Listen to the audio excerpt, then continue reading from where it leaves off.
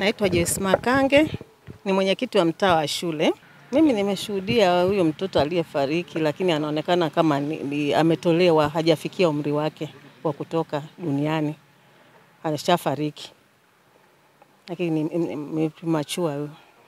Kwa kweli kauli ya serikali tunaweza kusema kwamba tunadaiwa mabinti hasa mara nyingi hili tukio halitolewi na halitokei kwa watu wazima. Huwa hawa ni mabinti waliofanya ile.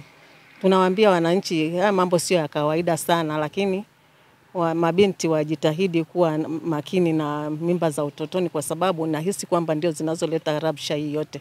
Wakifikiria kwamba wakati mwingine wakihojiwa wanasema maisha ni magumu, lakini kama maisha ni magumu unapoingia kwenye mahusiano ujue kwamba hayo ndio matokeo yake. Kauli ya serikali ni kwamba waandishi wa habari watakapotoa zile taarifa, wananchi kila mmoja amchunguze ni mlinzi wa jirani yake, kwa sababu huu ni ulinzi na usalama. Ndio maana hapa tumeona kwamba mhalifu ameshaondoka, lakini bado tukio hili ni la kiusalama zaidi. Kwa hiyo tunaomba wananchi na jamii nzima ichunguze jirani zao ambao wana tatizo kama hili, tusaidie kufanya uchunguzi huu, kwa sababu hili tukio tunalilaani kwa hali zote, tunalilaani kwa nguvu zote. Akishabainika nadhani itakuwa fundisho kwa wengine, kwa sababu hatua zitachukuliwa za kisheria, kwa sababu polisi wapo na sisi wenyewe wananchi tupo. Asubuhi mimi nimeamka, nilikuwa naenda katika harakati zangu. Nilifika hapa nikakuta watu wawili wamesimama. Kuna mzee na mama. Kuangalia hivi, ndio naona hicho kiumbe kiko hapo. Kulingana na mwenyekiti na mjumbe, mimi ndio nawajua mtaa huu, kabidi nikimbie kwenda kuwapa taarifa. Basi naona ndio wamefika hapa. Kwa hiyo kutia hofu imeniogopesha, kwa sababu ni unyama. Inaonyesha kwamba ni nyama kiasi gani mtu anaweza kupata mtoto afu kaja akamtupa mazingira kama haya. Jambo la kutisha, limenogopesha sana, kwa sababu mwenyewe ni mzazi na familia na mke na mtoto.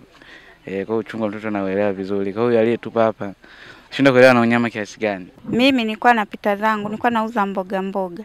Akaniita huyu kaka, akaniambia njoo uone hapo hivi kuna kitu kama mtoto, kuna huyu hapo kaburuzwa na mbwa. Nikasogea pale nikaangalia, nilipomuona ule mtoto basi mimi nikaendelea na kazi zangu za kwenda natembeza mboga. Nimemshuhudia kwa kweli, yani wamemtupa kwenye eneo ila hapo mtoto yuko hajavalishwa nguo yoyote. Mimi nikaendelea kwenda kuuza mboga. Saa kurudi nikapitia tena hapo, nikaona watu wamejaa, tukaanza kukaa kwenye tukio, tukaanza kuangalia.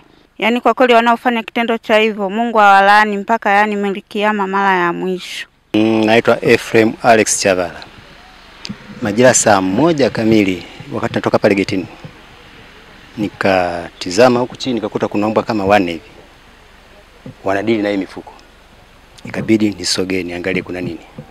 Kufika hapa nikakuta kuna mtoto alikuwa pale kwenye mfuko. Kitoto kichanga kimetupwa pale.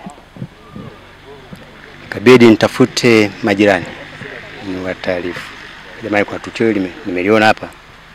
Ndio tukakusanyika na mwalimu yule pale, ndio tukaja hapa sababu mimi ni mgeni, ndio tukatafuta uongozi wa maeneo haya. Sina uzoefu, lakini kina mama anasema huenda inaanza kama miezi kuanzia 6 mpaka 7 hivi.